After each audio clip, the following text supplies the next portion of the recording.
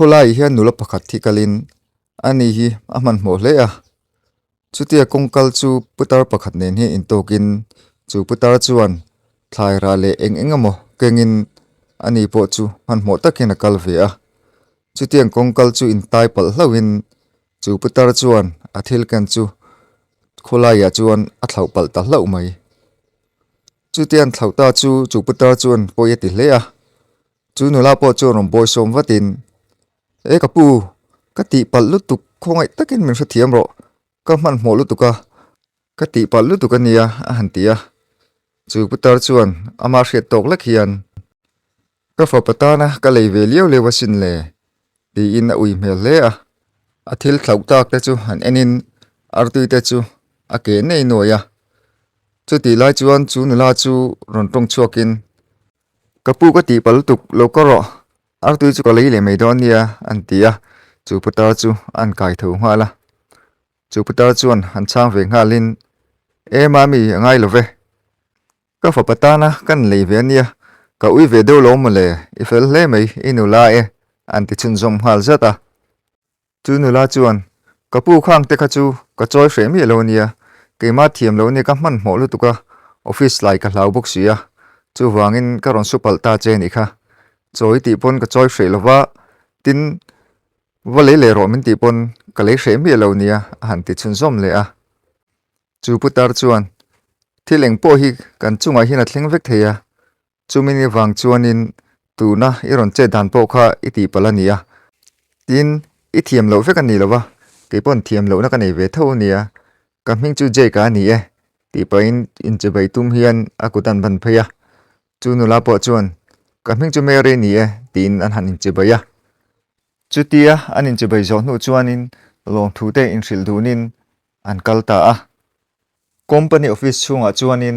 manager chu alo boi hle a computer te khoin engmo alo tia abula phone chu ron ri in man mo ta khian an la a hello oh ni e ka boi lu tuk tu na chuan ka biak the hrilo nakina chu hnulam pa mi ron phone mai don nia tin phone chu an da le ngala phone da hnu chuan computer chu khoi chun zomin chu ti lai chuanin nula meri chu office chunga chuan aron lut ve mek boka meri he company office a hian ani khat thona turani jakzum tak chuan manager lampang chu rompan ve zelin manager chuan adokana chuan thila lo ziak molmola manager buron thlen chuanin kapi merika nia he office a ron thok thar tur ka ni e ti in a han bia chutia ron biak lai chuanin manager chu alo mengrum hle a manager chu mong changa a thuna tanga ron thovin mer hne na chuan ani khatna tangin iron tlai ngal mo he office a thok tur chuan mi pangchual takni angai sin tu ma hi kan tlai ngai hleinem nang chu hei iron thok don dek deka iron tlai ngal ania izak lomi ti na lo house ka mer chu in thlashun mel hle mai madam ka ti pal lutuk min ngai dam ro tu hnu chang ka ron tlai to lawang ka rom man mo ve lutuka kong laka to sul ka ron tok pal hlo maya chumni wang chuanin office a hun taka ka ron thleng lo ani khongai takin min hrethiam hra mangche ni danga chuan a thleng non le to lawang ti in lo thon mel tak le in ngai tlom tak hian a han tia manager chuan tu hnuah chuan chhun lam fasha te hi siam kan oi lo nia e company hi chu ani na tur dik takin kan ni deuh vek ti hriang che a han ti chuanin meri chuan a hlau kher mai seichun zom zelin lokoro i office tura i thuna tura lokang hal ro miron zero a han tia meri chuan rang taka zui ngalin office a thuna tura han thlen chuan hei hi i thuna tura nia na sang sang i tho tura nia coffee te po nangin iron sem thin dol ani ti in a tho tur da chuan thril nga zung zung boka meri chu office a vai khat kalna ni boka chu tiang tong kam adong ta er chu azamin hreomati hle mai manager chuan ti tur sang sang ten hnu chuan a room lampanga kalsan ta ngala chu tia manager kal hnu chuan meri chu dokan dom chuanin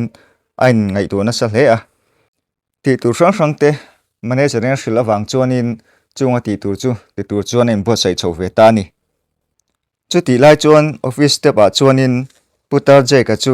mungchang ron chu hian office chung vel chu moi te hle a office an cheine te chu han khoi velin dar thalang te chu an khoi kol vela chu ti lai chuan manager chu rongkalin chu putar je ka ron mu chuan kapu he tai nge ron ti don a ron ti hal tonga putar je ka chuan madam he office a hian ka fa pa thok ve a chu wang chun ka rong kala ni ama muturin ka rong kala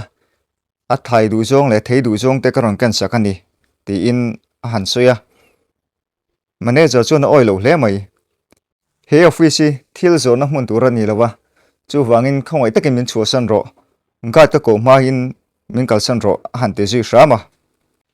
je kan ka fa pa ta tu ro lom ti an sei po chuan oi du tat lo min chu san ro ka ti chu he office a thiang hlima nang deng mi top tan ron lu mai mai na chin lo kal hal ro ti in an nem nok noka chu putar chu akal chak wak theilo wang chuanin muang chang hena kala akal muang ti ema wangin a hnunga chuan nem thad dot dotin in huai thleng chuan akal thlak puya chuti angkal thazel chu kong khar chu do na chuan meri nen chuanin tok hlola meri chuanin kapu nangma bok mo he office a hinga thok velom ti in han bia manager chu ron tong chu halin ka thil zaro ron tum rengota karon ho chu kan ikha office thiang hlima chu wang chun khatiang putar om theina ni lo alo ti jeka chun han changin ka fa pata tur ka ti mol pona oi du lo wa hei office tang hian min chuati ra tum tra la ni hi boi ani hi na sathiam lo ni a han ti zom ve zata manager chuanin i in thuam dana tang khan helai hmunai hian i fa pa chu thok ring hau lo i fa pa chu helai hmunai hian thok se khatiang dek nu khan i ron in thuam top lawang helai thok ta chuan helai za om zia kan hria chumini wang chuan heta hian fa pa thok se chuanin khatiang khan i ron in thuam don lo ti ka chiang ani chu wangin chuak nga lang che ti in an kok deuh sak saka chu tia manager tong kam chu meri chuan makati hle maya customer te lo dor dan ani na sha si lo madam he office a hin ka voi khat rong kal na ni a ka ni khat ron thona ni eng angin nge he office in kalpui ti engma chu kala hrelo a mai ro chu na ka ron dil khan engkim min hril vek to thin ni mala sela voina in che dan hi makati ni he putar khongoi thlak tak po ni theya tina soipo kha dik che thei bok chumini wangchen tu na itong khai le in chir thei ani ati ve deuh saka manager chu a thin rim hle mai nang mi thar te tein om dan moi te min hrilamo kha putar kha chuwa phui rang ro ti in tong kam vin takin an au chun zoma meri chuan manager chu en reng chung chuanin Mr. Jack lokoro pona chu kang pona ifa pa chu lo hak donia ifa pa office ba na chuan in mu thei em ang tu na chun helai hian hmuna om hri lo ni hi ti in pon lampang chu an pana office pon thleng chuanin awa thla ta a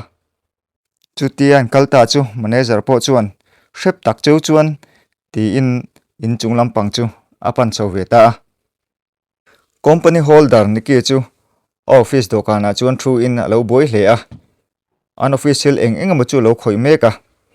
chuti lai chuanin manager chu aruma chuan ron lutin mithar an nei thu aron soi chun zom nga zata company holder niki chuanin manager le kharong ken chu an en wangwanga an mithar voina ron zom profile kha lo ni in an mithar chanchin te chu an zo chianga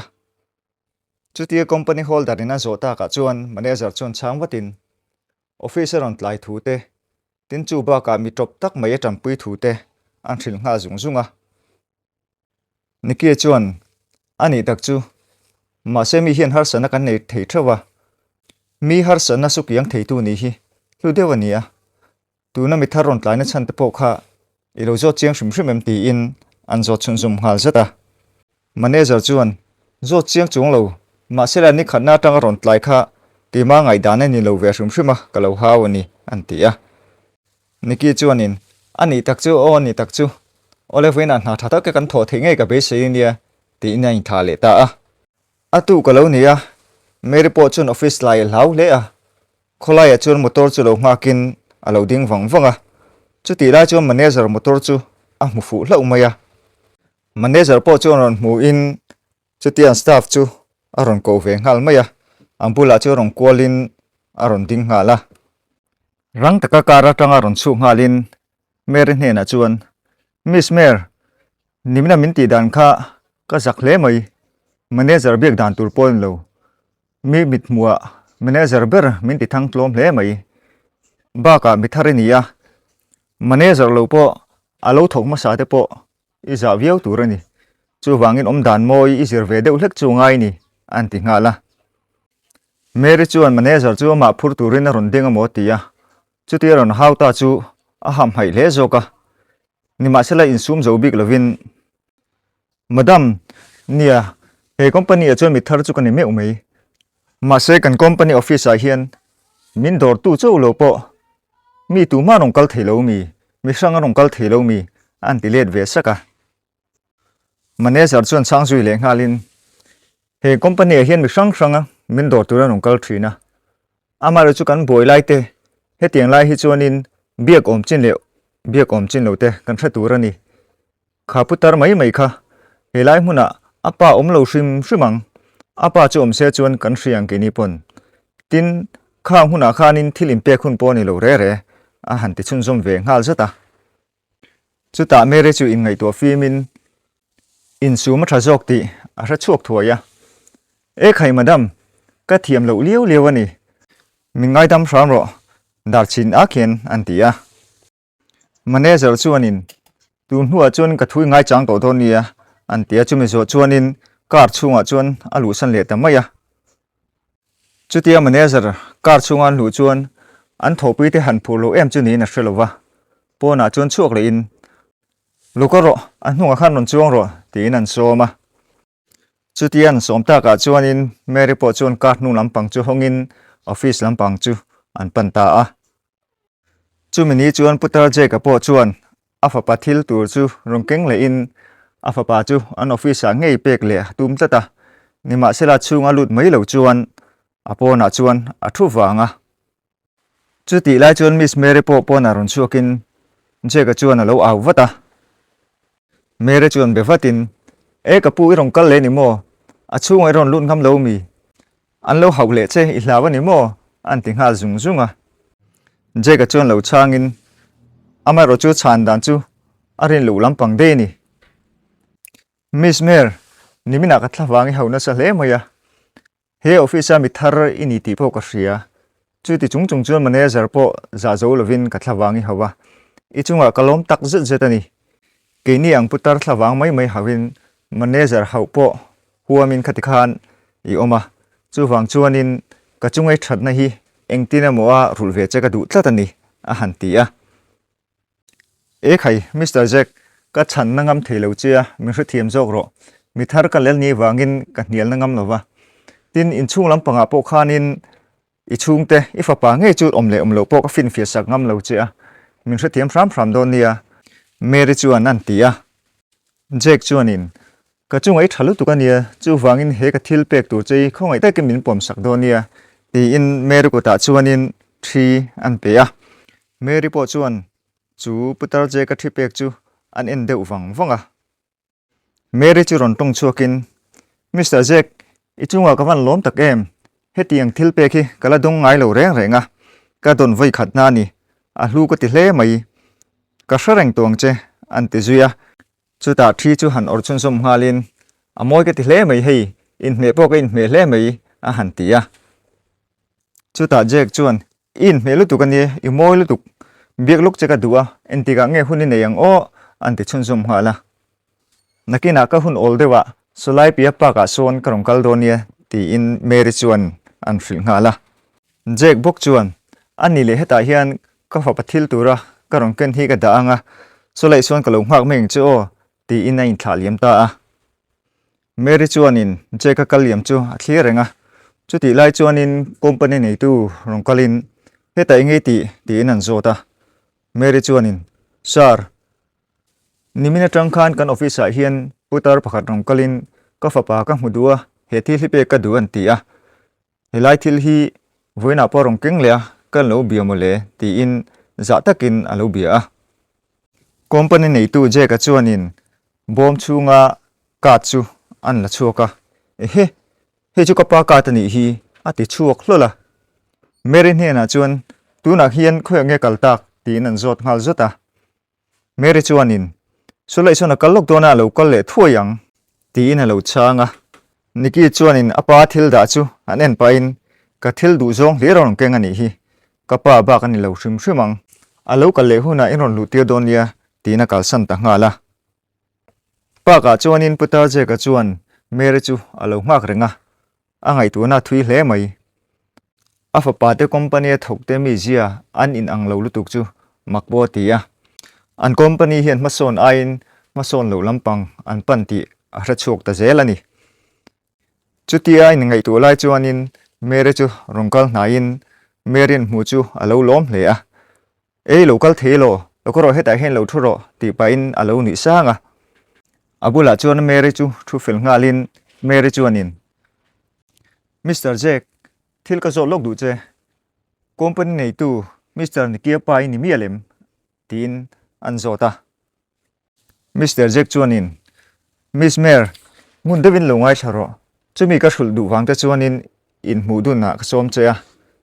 nimina ka lo kal na chan po kha ka fa pa mu ka du wang tho ni a ka fa pa hi ka thil lok mi alo an company hi mason ain tlak che lampang an pan ning ka hria a chan enge ka cha ka ni chu wangin a thok tu te hi eng ang mi zia nge in puti ka cha ka nimina ka lo kala tang khan in ka sa chiang hal ur mai manager ber mi ron biak dan tang khan dorin nuam don lo ti ka sa chiang ani ma se nanga min lo biak dan ne ro kha chu kalunga dum hle mai chu wang chuan i hne na ilaka hian in puan ma sak ber ka du ni nak tu po hian ka rong kal le dona amai ro chu ka fa pa chu ka hril lok le don chuang lo nang chau hi ka hril lok che ni hi eng angin nge mi lo chon hi ka sa cha ka ni entika emo chuan ka fa pa hian ala hra ve nge yang anti dap dapa chung thu soilai chuan Mary chuan alo ngai thlangun hle mai Mr. Jack i thuru ka hne nei puang chu khi amak po ka ti hle mai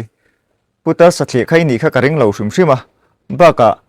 khatiang kha mi biak dan moi nai ni lo ti ka chung ten min hril fo thin ani a han ti a Jack chuan in ngai tu na thar ka ni le tat in office a ka ron let lenga kota khan manager mu thei ngai turin ka thunga enting e min lo ti le dan tur hi ka sa chak le tat ka fa pai mi rom hu to mai thei ni nang chu lo vokal masala in office te nia mi ron mureng dona burok om dan chu kan thil zui zel don nia an ti a chu mi hnu chuan an pan hi chuan an han in ku a an in kal san ta a chon hulam pang ania Mr. Jack chu athil ken line nen chuan company office kota chuan alo thule ran to a chuti lai chuan manager chu phone mangin pona aron chuak ve mek bok an office kota je ka an mule chu a phone man chu da rang kher mai thin rim zet hiam nang putar hi enge moni in hriat le min rul lui shim shim mi le helai hian i rula om reng an tia chuti lai chuan Mr. Jack chuan in chiang takin alo en ve renga Mr. Jack chuan khongai takin kapi ka fa pa ka hmu du ni ka fa pa thei du em te ka ron kenga a chom he du zong ka ron ken boka khongai takin min pek te ro a han tia manager chuan in tu ngei fa pa chu ni re a nimina poi rong kal to a vuina ti hi ni rong kal non le a tu mo i fa pa chu ming ti nan zot non le a Jack chuan ka fa pa chu ni ki a ni a company nei tu hi ni a han ti chu manager chuan oi lo kher mai nang putar ba le top nik nik kha kan company nei tu fa pa ini thailo shrim shrim hetiang hian helai huna ro in lan to re ra su ti in an pot nok noka kal ngal wang wang ro ti in an pot vak chu je ka chu pai dora at lu thel nge nge ani je ka chuan le hoin kapi khongai takin ka fa pa chu min hmutir ro we khat che min hmutir ro ti in an nge ne shama manager chuan in izak chei lomi kalbo nga ro tin abula no pang ho te chu kowin no pang ho te u khaputar kha boina siamania kha han hot phei te u an tian au zuya chu ti an ti ta ka chuan no pang ho chuan in je ka chu an bor lui luya an kal phei pui ta a chu ti lai chuan in manager po chuan hnunglam batang chuan lo enin te fu in tin ni om takhian alo ni vur vura je ka chuan a fa patana a thil ken chu a hnu che dei le ngal tlai lo ni a manager po achuk lok churun le in ado kana chuanin putara jeka thilken ngei kha alo omchu makati hle mai security te han kowin hei tu da ngem nin le antia security la chu tu ma rong kal thei si lo putar kha alo kal le ni ring tlata security chu phone an tum le a ma se phone alo la thei mi lo chu thil chu khoi po khoi son ngam lo hian abula ading reng rengota chu ti lai chuan company nei tu Mr. Niki chu abula chuan ong kalin kha enge ni makivati om ve aron tia manager chuan nia sar he ka dukana hin alo om rengota turon da nge po ka hrelo tu man ka dan ron ti si lo an tia Niki chuan ron chang vatin kha katana ka pa ron ken nge yani kha nimina po rong kenga voina po rong keng le ni kha an tik saka chutia jekan aron soi chu manager chuan makati mel hle mai manager chuan soi chun zomin ejak lo hle mai heta manager ring ka da chia trong kam moi nai pon ka pai lo belova eng ang mi poni se helai local te chu moi nai ta ka lo biak tur lom min du sak takin ka pai na ka thil du zong rong ken saka chu po chu mi rom pe ki phal lo mo eng ang mi nge nia in ngai le ejak lo hle mai an te ve phiera manager chuanin sa ka thian lo tak zet zet ani ipa ani ti eng ma ka hrelo re tin i hminga ron soi box si lova chuba ka khatinga aro in chei ka ring lo reng ani mi hre thiam phram ro an tia a in thiam lo mel hle mai jek chu rang taka ron tung cho le ngalim pona khan ka hming chiang takin a soi lai ke pun ka hria nima sila nang chuan no pang ho i hno kian tir ani kha ka mu chiang cheu ni an ti saka chuta dokana pa thil ken chu en chiang in thei hi la chukin heng te hi kano pan lai tanga ka du em ania office a ka e chak ringin arong keng ve hram ania nang chuan ni lo nar dai sia ka paril run dan tur kha ingai tu pha kem chu pa ka pa pon ni lo ma se khatiang putar nar mai tur ani lo tu na chuan ni mi zia dik tak ka chiang ta he company a hian rei ta ke thok to a rin po ka ring ve chia ni ma sela ka thian te le ka thopui te nan soi hi tu na chuan atakani ti ka chiang ta ka binga hria ni ringot dawin ka mit nge in voina hian chiang takin ka hmuta an tia chu ti lai chuan an hnunga chuan Mary le je ka po chu aron ziluta Niki chuan apa lampang chu enin kapa iseidu chu sei le an tia Jack chuan thu sei tanin ka papa in company hi company thatak ani thina temin tu hnai deuh hian an hnung tol thin tini in mi nan soya chumi hre chiang chak chuanin atirin hetiang hen bulgaron tan ani company nei tu te hi don nuam tak an ni tur ania chuwang chuan manager hi in poimo em ani nimina ka local po khanin